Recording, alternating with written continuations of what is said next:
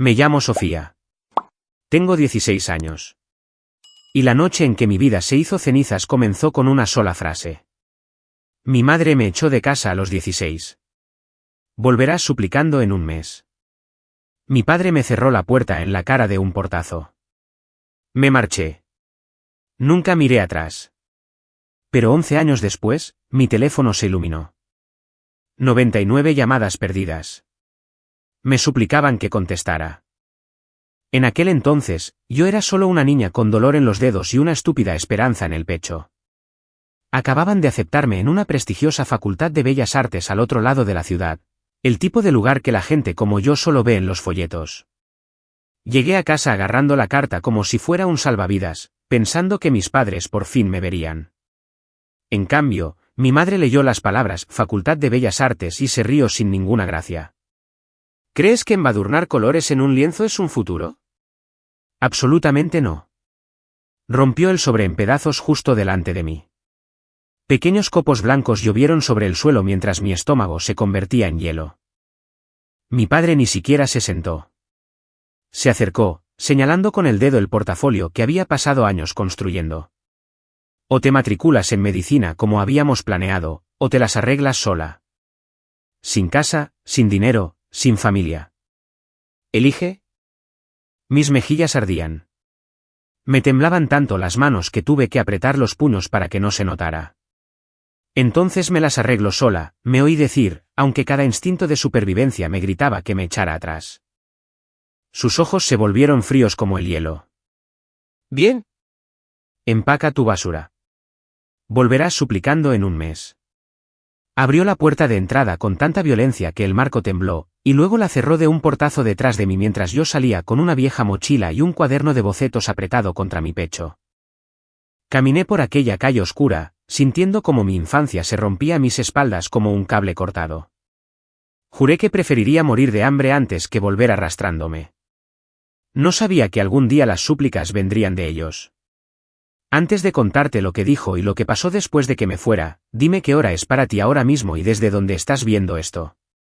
Tengo curiosidad por ver hasta dónde viajará esta historia. Soy Sofía, 16 años, de pie en una acera agrietada con una mochila y un portafolio. Y lo único que poseo que se siente como un futuro es una carta de aceptación doblada que mis padres intentaron destruir. Esa noche, dormí en el sofá de un amigo, pero mi mente no estaba con las mantas o la almohada prestada. Estaba dentro de un cuadro que aún no había creado. En mi cabeza, veía a una chica alcanzando una puerta mientras dos figuras sin rostro se cernían detrás de ella, con las manos manchadas por las cenizas de lienzos quemados. Esa imagen no me dejaba en paz. Cuando finalmente pisé el campus una semana después, sin haber dormido, aterrorizada y técnicamente sin hogar, sentí algo extraño.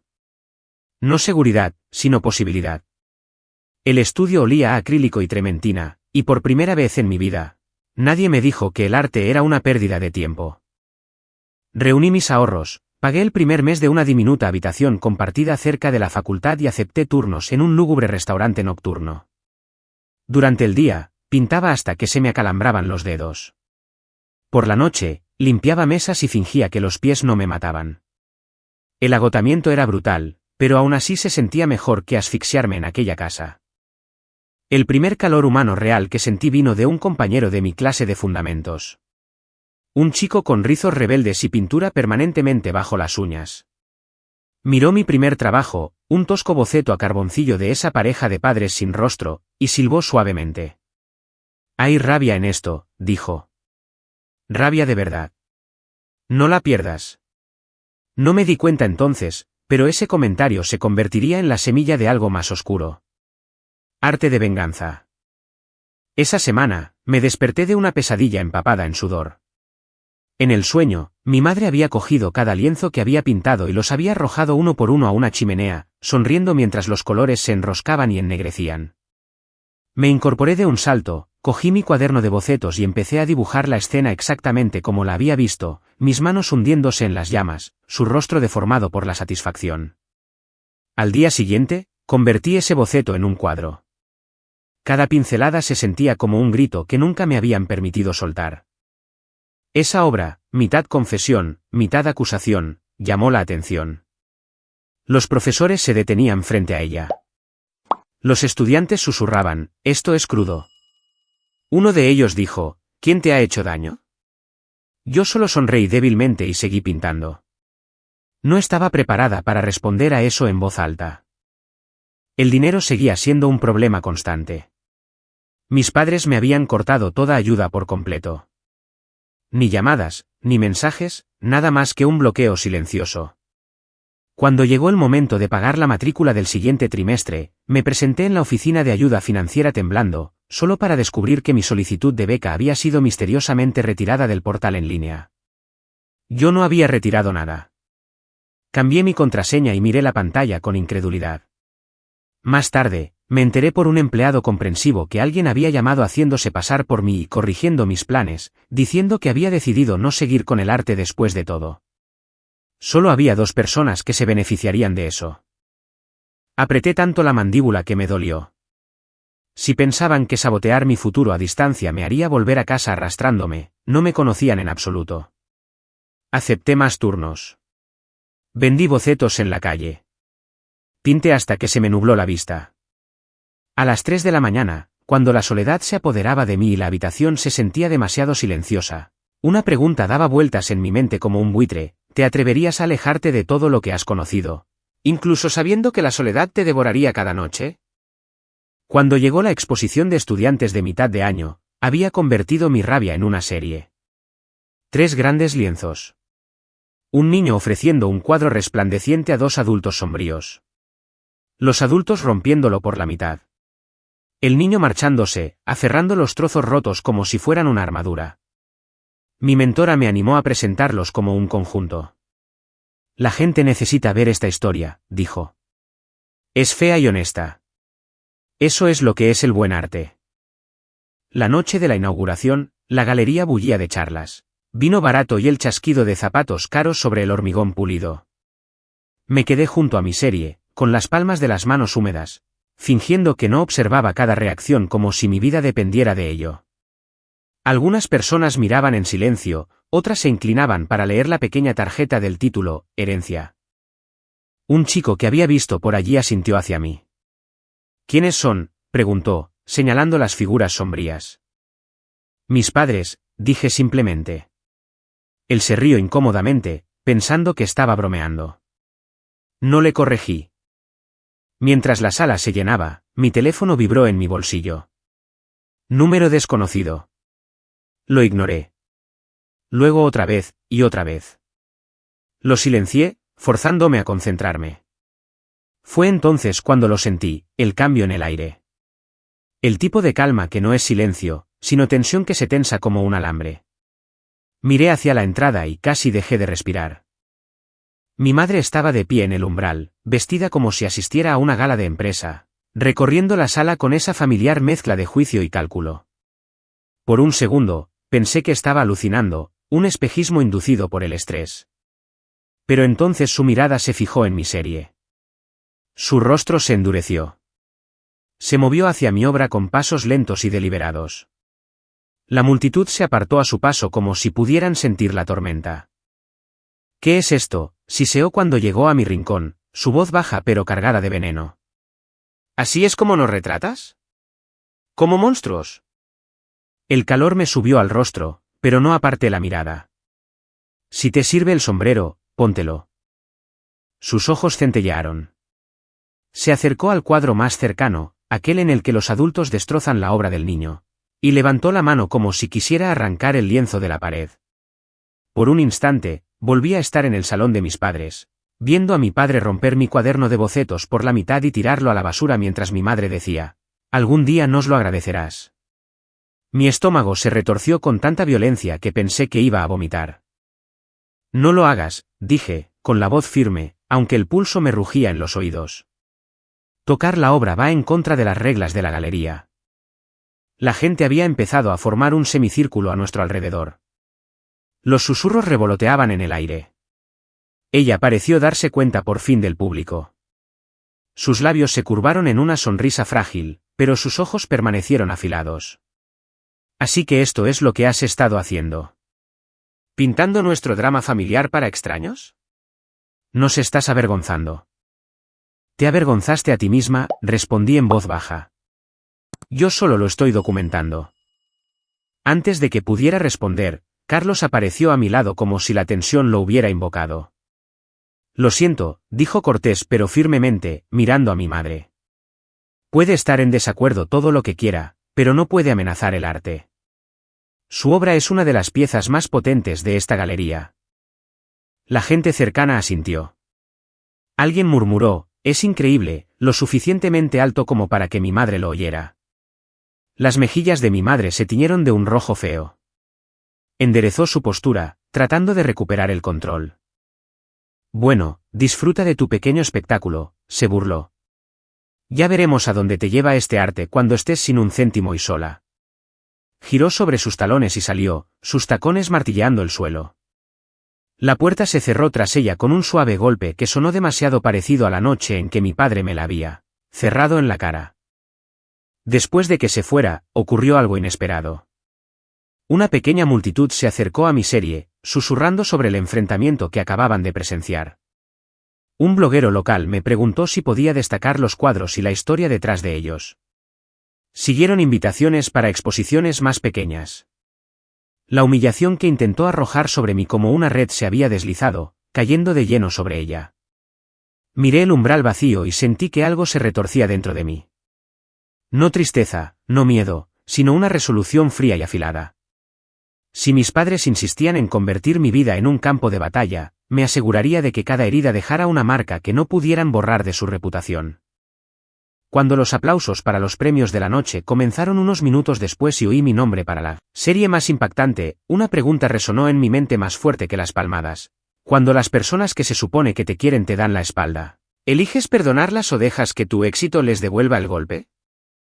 Después de la exposición, la vida no se volvió mágicamente más fácil. El pequeño premio en metálico apenas cubrió el alquiler de un mes, y la ira de mis padres se intensificó de todas las maneras que no dejaban moratones, pero sí cicatrices. De todos modos, primero llegaron los correos electrónicos, largos y furiosos párrafos sobre cómo estaba manchando el nombre de la familia y usando el trauma como un truco de marketing barato. Los bloqueé. Luego vinieron las llamadas de parientes repitiendo la versión de mis padres de la historia, que me había escapado, que estaba enferma, que estaba siendo manipulada por malas influencias. Una tía incluso envió un mensaje de voz diciendo que mi arte era demoníaco. Me reí para no llorar. El golpe más duro llegó unos meses después. Volvía del turno de noche en el restaurante cuando un coche de policía se detuvo lentamente a mi lado. Se me hizo un nudo en la garganta. El agente se bajó y me preguntó mi nombre. Luego dijo que habían recibido un informe de una menor desaparecida que se creía en peligro. Esa menor era yo. Esa preocupación eran mis padres tratando de llevarme a casa esposada como si fuera una propiedad. En la comisaría, después de lo que parecieron horas de preguntas, un agente finalmente deslizó un papel sobre la mesa para que lo firmara, reconociendo que estaba a salvo, matriculada en la facultad, trabajando y sin ninguna amenaza. Legalmente, no podían obligarme a volver a casa. El informe se cerraría. El agente me dirigió una mirada comprensiva mientras firmaba. Algunos padres no saben cuándo soltar, murmuró. Salí al aire nocturno, con las manos temblando, la furia hirviendo justo bajo mi piel. Habían intentado pintarme como indefensa, inestable, incapaz. Bien, pensé. Entonces os pintaré exactamente como sois. Esa noche, abrí mi diario, un cuaderno maltrecho lleno de bocetos inacabados y garabatos furiosos, y comencé a escribir como una confesión a mi yo futuro. Describí cada manipulación, cada amenaza, cada boceto quemado y lienzo rasgado. Pegué fotos antiguas, mi padre tirando mis materiales de arte, mi madre rompiendo un dibujo que había encontrado bajo mi almohada. No sabía por qué, pero sentía que era importante documentarlo todo, como si fueran pruebas. Un mes después, apareció un folleto en el tablón de anuncios de la facultad, un concurso regional con el tema, Verdad y Consecuencias, patrocinado por una importante galería. El ganador recibiría una considerable subvención y la oportunidad de mostrar su trabajo a coleccionistas serios. La frase Verdad y Consecuencias zumbaba en mi mente. Sabía exactamente qué verdad quería poner en una pared. Diseñé una pieza que me aterrorizaba incluso a mí, un retrato familiar imponente y distorsionado. Los rostros de los padres eran fotorrealistas, reconocibles para cualquiera que los conociera, pero agrietados por la mitad como porcelana rota. Detrás de ellos, en lugar de un hogar, se cernían un juzgado, un hospital y una casa con carteles de ejecución hipotecaria. Imágenes del futuro que les deseaba cada vez que decían que volvería arrastrándome. El niño del cuadro, yo, le daba la espalda por completo al marco, caminando hacia un lienzo en blanco que brillaba como una puerta de salida. Pinté hasta que me dolieron los dedos y se me nubló la vista. Durante los descansos, releía las entradas de mi diario, dejando que los recuerdos me dolieran para poder arrastrar ese dolor al lienzo. Una tarde, mi teléfono se iluminó con el nombre de mi madre. En contra de mi buen juicio, contesté. Hemos oído que has montado una escena con la policía, comenzó sin saludar. ¿Sabes cómo nos hace quedar eso? La gente piensa que no nos importa nuestra propia hija. Me reí con amargura. ¿Os importa mucho cómo quedáis? No tanto yo. Hubo una pausa en la línea. Luego la voz de mi padre, dura y cortante. Sigues siendo nuestra responsabilidad hasta que cumplas 18 años. Vuelve a casa y arreglaremos esto. Deja la tontería del arte. Matricúlate en clases de verdad y fingiremos que esta fase nunca ocurrió. Algo dentro de mí se rompió limpiamente, como una cuerda cortada con un cuchillo. No, dije en voz baja. Me enseñasteis que las elecciones tienen consecuencias. Ahora es vuestro turno. Colgué antes de que pudieran responder. Me temblaban las manos, pero no de miedo. De adrenalina y de la feroz claridad de alguien que finalmente se ha elegido a sí misma. Mirando el cuadro a medio terminar, supe que no había vuelta atrás. Me presentaría al concurso. Contaría la verdad en el lienzo, aunque destrozara lo que quedaba de nuestra relación. Mientras aplicaba más capas de pintura, otra pregunta surgió en mi pecho, pesada y afilada. Si las mismas personas que te empujaron al abismo de repente te pidieran perdón, ¿se lo darías o les dejarías vivir con las consecuencias que ellos crearon? Las semanas previas al concurso regional se fundieron en una neblina de pintura, café y falta de sueño. Cada pincelada en el lienzo se sentía como si estuviera tallando mi historia en piedra. Los profesores se detenían junto a mi caballete y se quedaban un rato. Uno de ellos, un crítico notoriamente duro, miró el retrato familiar durante mucho tiempo antes de decir, «Esto es incómodo de ver. Eso significa que importa». Sus palabras se alojaron en mi pecho como un extraño tipo de consuelo. Entonces llegó el mensaje que hizo que se me encogiera el estómago. Mi madre quería reunirse para hablar sobre el desastre que estás a punto de causar. En contra de mi buen juicio, acepté. No porque quisiera su aprobación, sino porque una parte de mí quería ver el miedo en sus ojos. Nos encontramos en una cafetería tranquila lejos del campus. Cuando entró, noté las diferencias de inmediato. Las líneas alrededor de su boca se habían profundizado. Había una tensión en sus hombros que nunca antes había visto. Su pelo, una vez perfectamente peinado, estaba recogido en un moño apresurado. Por un segundo, casi no la reconocí. Sofía, dijo, sentándose frente a mí. Ni un abrazo, ni una sonrisa, solo mi nombre. Vi el folleto. Tu facultad publicó tu participación en línea. ¿Tienes idea de lo que ese cuadro nos hará? Tomé un sorbo lento de mi café, dejando que el silencio se alargara. Te refieres a lo que le hará a vuestra reputación, corregí. Mi vida ya ha dejado de ser controlada por vosotros. Apretó la mandíbula. Nos estás haciendo parecer monstruos. La gente en la iglesia, en el trabajo. Se detuvo, desviando la mirada. Ese desliz me dijo más de lo que pretendía. Me incliné hacia adelante. ¿Qué pasó en el trabajo? Sus ojos volvieron a encontrarse con los míos, con un destello de ira y algo parecido al pánico. Nada de lo que debas preocuparte. Lo que significaba que todo había ido mal. Más tarde, a través de un primo que todavía me escribía en secreto, me enteré de la historia. Mi madre se había jactado durante años de su hija perfecta que iba a estudiar medicina.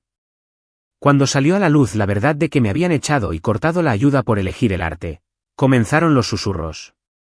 Un compañero de trabajo cuyo hijo iba a mi facultad de arte había visto la serie Herencia, en línea y había reconocido el rostro de mi madre en las sombras. La voz se corrió.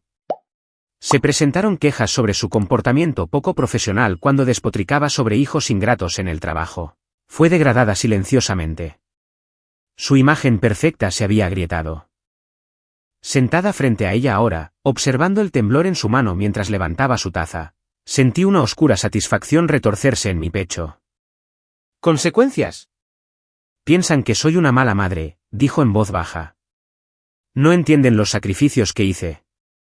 Prendiste fuego a mis sueños y luego te sorprendiste cuando se vio el humo, respondí. Su mirada se clavó en mí, herida. Hice lo que pensé que era mejor. Quería estabilidad para ti, una carrera de verdad. No, dije, negando con la cabeza. Querías control. Hay una diferencia. Por un momento, la máscara se deslizó. No vi a la mujer fría y exigente con la que crecí, sino a un ser humano cansado y asustado cuya vida cuidadosamente construida se estaba desmoronando. Lo siento, susurró. Las palabras tan suaves que casi no las oí. No pensé que te irías de verdad. La ira estalló. Me dijiste que volvería suplicando en un mes. Sus ojos se llenaron de lágrimas. Me equivoqué. ¿Quieres que diga que me equivoqué? Bien, me equivoqué. Pero ese cuadro destruirá el poco respeto que nos queda. El negocio de tu padre depende de esa imagen, nuestras finanzas. Ahí estaba. La verdadera razón, no mi dolor, su dinero. Me recosté, dejando que la revelación se asentara. Así que no estás aquí para entenderme, dije en voz baja. Estás aquí para pedirme que te proteja de nuevo. Tragó saliva, incapaz de negarlo. Podrías pintar otra cosa, dijo. Algo menos personal. Si retiras esa pieza del concurso, tu padre y yo podemos ayudarte. Podemos pagar tu matrícula. Podemos arreglar los problemas de la beca. Podemos arreglar esto. La oferta flotaba entre nosotros como una flor venenosa, seguridad, estabilidad, con la condición de que borrara la verdad. La miré y vi destellos de recuerdos. Ella rompiendo mi primer cuadro. Ella de pie en silencio mientras mi padre me decía que me fuera. Ella llamando a la policía en lugar de llamar para preguntar si estaba bien. No estáis tratando de arreglar esto, dije finalmente. Estáis tratando de rebobinar a una versión de mí que ya no existe. Ella se estremeció por un momento. El ruido de la cafetería se desvaneció y solo quedamos nosotras, madre e hija, balanceándonos al borde de una elección que lo decidiría todo. ¿Quieres saber qué clase de madre eres?, pregunté suavemente. Eres la razón por la que mi arte tiene dientes. Me levanté, deslizando mi silla hacia atrás. No voy a retirar el cuadro. Me miró, con los ojos brillantes por una mezcla de furia y dolor. Si haces esto, no vengas a nosotros cuando todo se desmorone. Casi me reí. Ya os asegurasteis de que no hubiera a dónde volver. Al salir de la cafetería, me temblaban las manos. No de miedo, sino del poder puro de negarme finalmente a ser comprada. Un pensamiento resonó en mi mente como el latido de un tambor. ¿Puede una sola disculpa borrar años de que te dijeran que tus sueños no valían nada? ¿O hay un punto en el que un lo siento llega demasiado tarde para importar? La semana del concurso regional se sintió como estar en el ojo de un huracán, anormalmente tranquila, con el caos arremolinándose justo fuera de la vista. Apenas dormí. Pero esta vez no era por la duda. Era por la adrenalina de alguien a punto de encender una cerilla en una habitación llena de papel seco. El lugar del concurso era enorme. Un almacén reconvertido con techos altos y paredes blancas que hacían que cada color gritara. Mi obra, Verdad y Consecuencias, colgaba en una pared central, imposible de ignorar. Los imponentes rostros agrietados de mis padres vigilaban la sala como santos rotos en una vidriera. Los carteles de ejecución hipotecaria y los pasillos de hospital detrás de ellos, dibujados con una precisión despiadada. La niña que se alejaba brillaba en el borde del marco, dirigiéndose hacia ese lienzo en blanco y luminoso. Durante el montaje, pasé los dedos ligeramente por la pintura seca, recordando las noches que había pintado hasta que se me entumecieron las manos. Había escondido pequeños detalles en la obra. Referencias sutiles que solo la gente que conocía a nuestra familia captaría. El reloj de mi padre, el collar favorito de mi madre, la placa grabada de su negocio una vez próspero, ahora astillada y medio enterrada en el fondo. Esto no era solo arte. Era un testimonio. La mañana de la inauguración, mi bandeja de entrada recibió un correo electrónico de mi padre, un frío bloque de texto amenazando con acciones legales si continuaba difamando a esta familia. Se lo reenvié a mi profesor, quien se lo reenvió a los organizadores del concurso. Una respuesta sucinta llegó de vuelta: la expresión artística está protegida. Apoyamos a nuestros artistas. Por primera vez en mi vida, adultos con poder estaban de mi lado en lugar de en mi contra. Cuando las puertas finalmente se abrieron al público, la sala se inundó de gente. Críticos, noticias locales, coleccionistas, estudiantes. Me mantuve a distancia al principio, observando desde un rincón cómo se acercaban a mi obra. Los rostros cambiaban. Curiosidad, incomodidad, fascinación. Alguien murmuró: «Eso es brutal», sonando casi impresionado. Vi a una mujer tomar una foto, luego otra de la etiqueta con el nombre debajo: Sofía Tran, 16 años. Mi edad se convirtió en parte del shock. Entonces los vi. Mis padres entraron juntos, vestidos como si fueran a una gala en lugar de a un juicio del que no sabían que formaban parte. La mandíbula de mi padre ya estaba apretada, los hombros rígidos. Los ojos de mi madre se movían nerviosamente por la sala hasta que se posaron en el cuadro. Vi el momento exacto en que el reconocimiento los golpeó. Sus pasos vacilaron.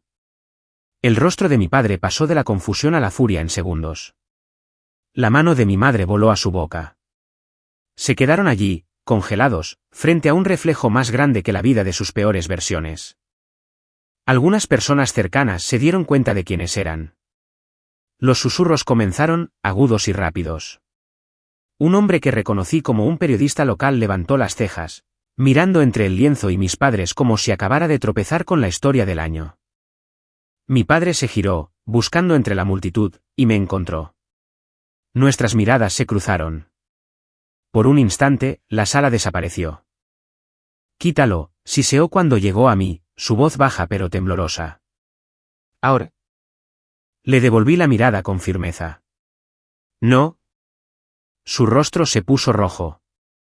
«Esto es una calumnia». «Es un cuadro», dije con calma.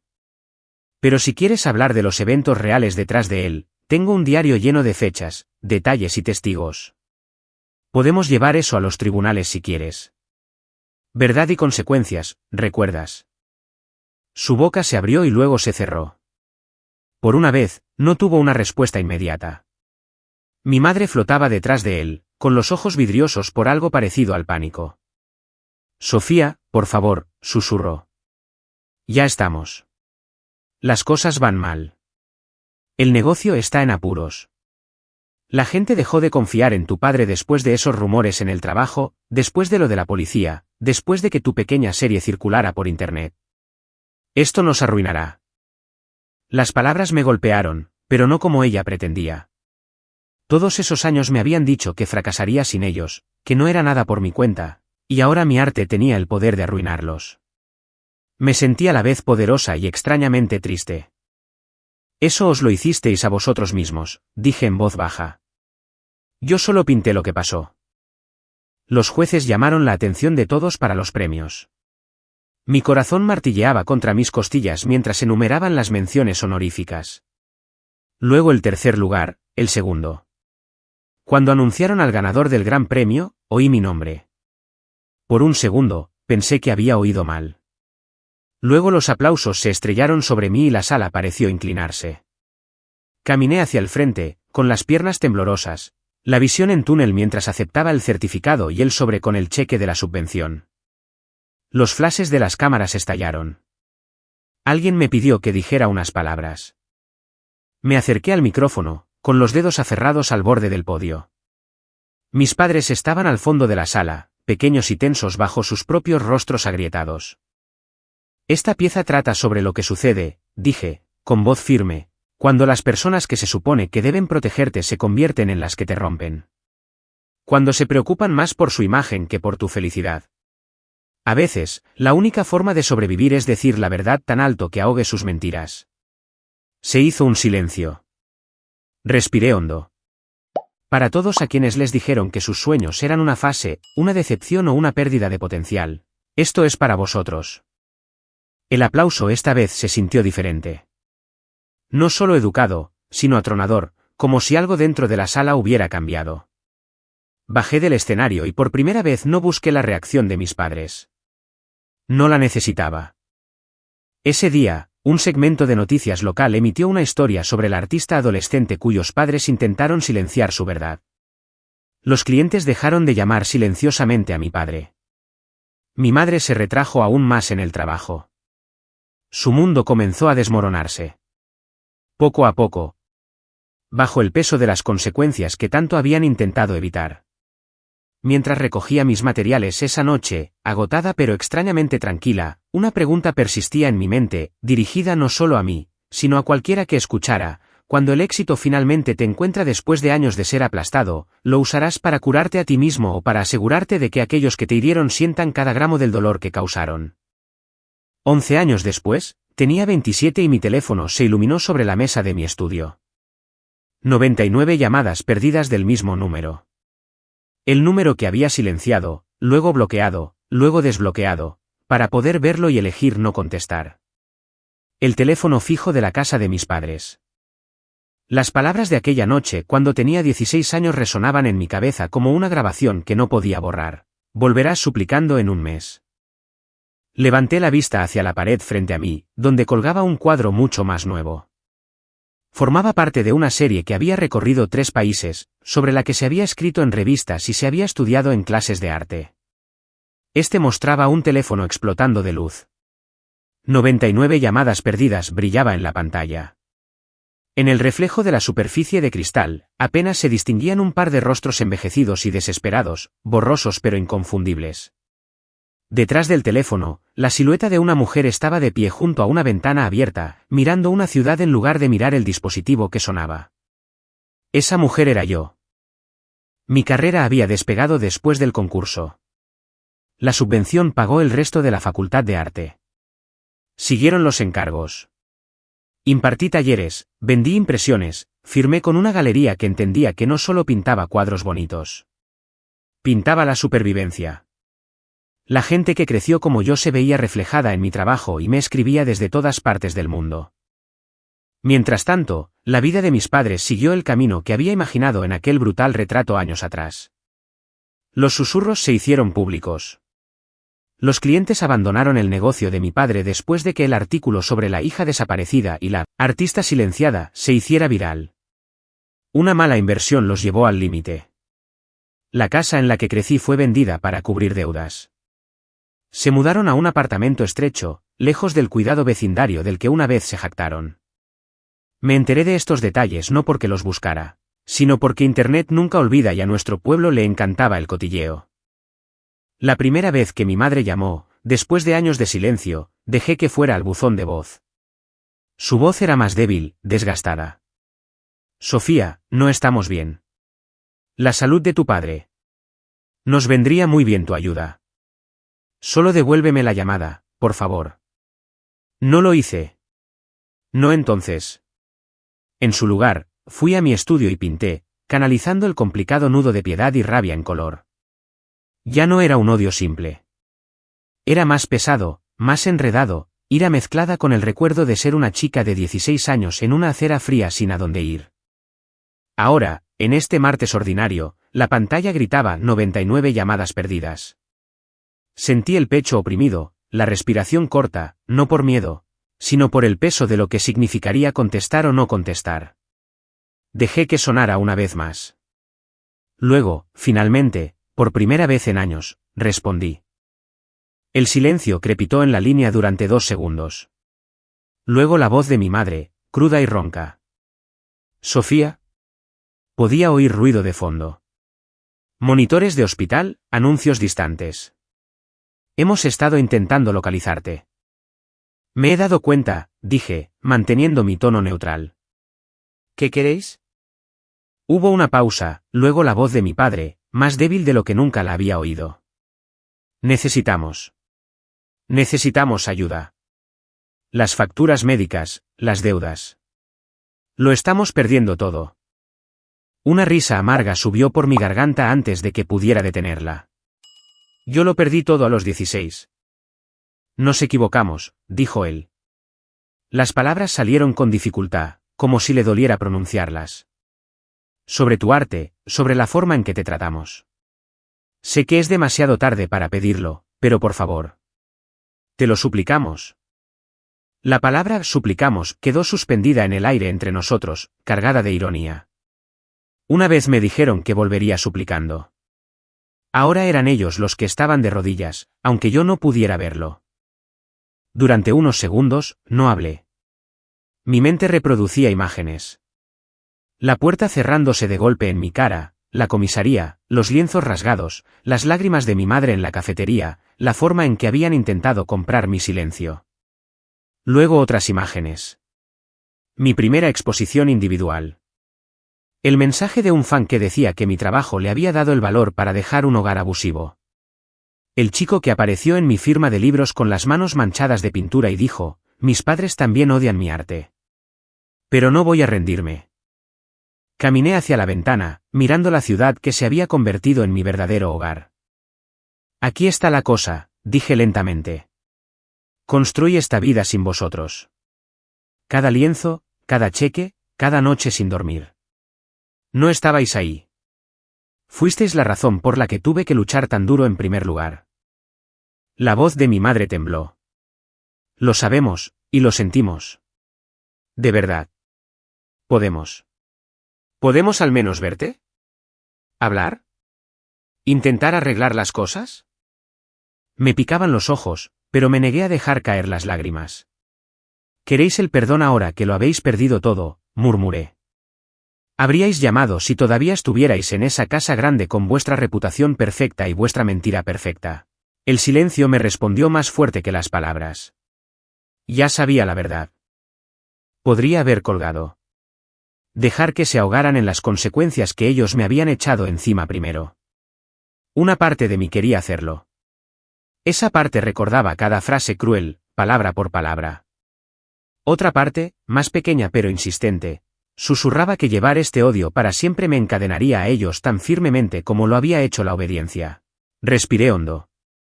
No soy vuestra red de seguridad, dije. No seré vuestro banco. No borraré lo que hicisteis. Su respiración se entrecortó, pero continué, sorprendiéndome incluso a mí misma. Pero tampoco seré la persona que os vea morir por una cuestión de principios. Haré que mi abogado contacte con el hospital para un plan de pago. Se hará a través de una fundación, no a mi nombre. No obtendréis mi perdón solo porque tengáis miedo. Eso tiene que ganarse lentamente, con el tiempo. Y puede que nunca lo consigáis del todo. Pero tampoco os quedaréis sin hogar por mi culpa. Mi padre empezó a hablar, pero lo interrumpí. Esto no es una reconciliación. Esto soy yo eligiendo no volverme tan cruel como lo fuisteis vosotros. Eso es todo. Hubo un sollozo ahogado al otro lado de la línea. Mi madre, creo. Gracias, susurró. Gracias, Sofía. Terminé la llamada antes de que pudieran decir nada más. Me temblaban las manos al dejar el teléfono, pero había una extraña ligereza en mi pecho, como si se hubiera abierto una rendija en una habitación que había estado sellada durante demasiado tiempo. Volví al cuadro del teléfono brillante y la mujer junto a la ventana y cogí un pincel. En el reflejo de la pantalla de cristal, añadí un pequeño detalle nuevo. El tenue contorno de una puerta en la distancia, ni completamente abierta, ni completamente cerrada, una posibilidad, no una promesa. Porque esta era la verdad. No había vuelto suplicando en un mes. En cambio, 11 años después, eran ellos los que me suplicaban que contestara, y lo hice, pero en mis propios términos. Así que ahora os haré la pregunta que me ha perseguido desde aquella primera noche, si las personas que os echaron, que os vieron romperos y lo llamaron disciplina, aparecieran años después con las manos vacías y los ojos desesperados, ¿abriríais la puerta o les dejaríais fuera para que sintieran el frío al que una vez os arrojaron? Esta nueva versión reelabora tu guión original de 7 partes en un arco más oscuro y centrado en la venganza, manteniendo la premisa central y los ritmos emocionales del viaje de Sofía.